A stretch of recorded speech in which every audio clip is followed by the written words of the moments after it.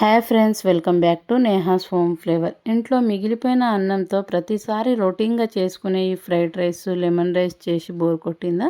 అయితే ఈసారి నేను కొత్తగా మిగిలిపోయిన అన్నంతో ఒక సూపర్ బ్రేక్ఫాస్ట్ అయితే చూపించబోతున్నాను. ఎలా ప్రిపేర్ చేసుకోవాలో ఇక్కడ చూద్దాం.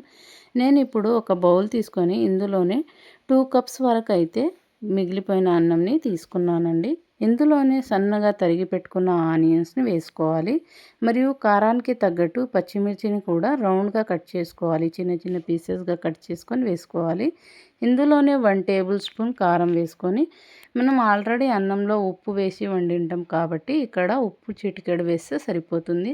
అలాగే అందులోనే 1/2 టీ స్పూన్ పసుపు, 1/2 టీ స్పూన్ ఆవాలను వేసుకోవాలి. ఆవాలు వేసుకోవడం వల్ల ఫ్లేవర్ అనేది బాగొస్తుంది. ఇందులోనే ఇప్పుడు మనం ఏ కప్పుతో అయితే రైస్ తీసుకున్నామో అదే కప్పుతోన బేసన్ని 1.5 కప్పుల వరకు అయితే నేను తీసుకుంటున్నాను. మరీ ఎక్కువగా కాకుండా ఇలా సైజుతోనే తీసుకోవాలి.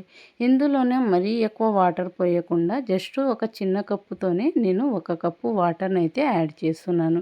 ఇలా యాడ్ చేశాక ఇలా చేత్తో బాగా స్మాష్ చేయాలి.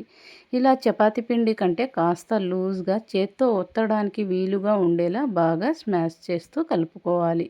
అన్నం మెత్తగా కలుపుకుంటే మనం వేసే అట్టు అనేది అస్సలు విరిగిపోకుండా చాలా బాగా వస్తాయండి. ఇలా అన్నం మొత్తంని కూడా మనం చేత్తోనే బాగా స్మాష్ చేసుకోవాలి.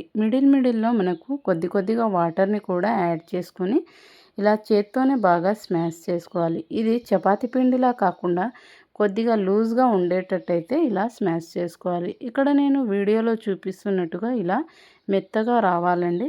ఇలా చేత్తోనే బాగా స్మాష్ చేసుకున్న తర్వాత ఇప్పుడు నేను స్టవ్ ఆన్ చేసుకొని దోశ పెనం అయితే పెట్టుకుంటున్నాను.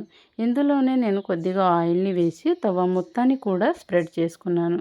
ఇలా మనం తయారు పెట్టుకున్న మిశ్రమాన్ని ముద్దలాగా పెట్టేసి ఇలా చేత్తోనైతే బాగా ఒత్తుతున్నాను. ఇలా చేత్తోన ఒత్తడం వల్ల అట్టు అనేది మనకు రౌండ్గా వస్తాయండి. మరియు పర్ఫెక్ట్గా వస్తాయి కాబట్టి నేను ఇక్కడ చేత్తోనే అయితే ఈ అట్టును ఇలా వేసుకుంటున్నాను.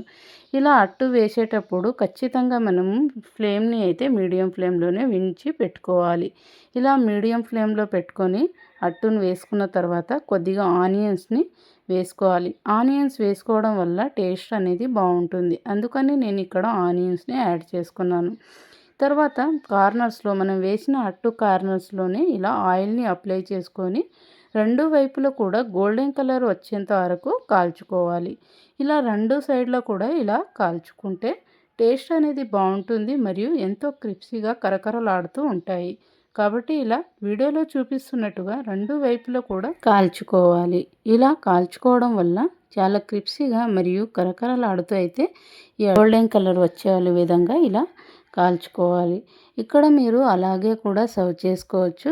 లేదు చిన్న చిన్న పీసెస్లా లేదా డిఫరెంట్ షేప్స్లో కట్ చేసుకోవాలి అన్న కూడా ఇలా ఈ అట్టుని కట్ చేసుకోవచ్చు. నేనైతే ఇక్కడ చిన్న చిన్న షేప్స్లో అయితే కట్ చేసుకుందామని చాకుతో అయితే నేను బాక్స్ షేప్స్లో కట్ చేసుకుంటున్నాను. మీకు ఇష్టమున్న షేప్స్లో కూడా కట్ చేసుకొని సర్వ్ చేసుకోవచ్చు. ఇలా కట్ చేసుకోవడం వల్ల పిల్లలు కూడా ఎంతో ఇష్టంగా తినేస్తారు. కాబట్టి నేను ఇక్కడ ఇలా బాక్స్ షేప్స్లో కట్ చేసుకొని చూపిస్తున్నానండి. అంతేనండి, ఇలా మిగిలిపోయిన అన్నంతో సూపర్ ఫాస్ట్గా ఇలా సింపుల్ బ్రేక్ఫాస్ట్ని అయితే ప్రిపేర్ చేసుకోవచ్చు. ఇలాగే మనం పల్లి చట్నీతో అయినా కూడా దీన్ని సర్వ్ చేసుకొని తీసుకుంటే చాలా బాగుంటుంది. లేదంటే టమాటో కెచప్తో కూడా సర్వ్ చేసుకోవచ్చు. ఇలాంటి మరిన్ని వీడియోస్ కోసం అయితే మన ఛానల్ని సబ్స్క్రైబ్ చేసుకోండి. ఒకసారి ట్రై చేసి కామెంట్ సెక్షన్లో కూడా చెప్పండి.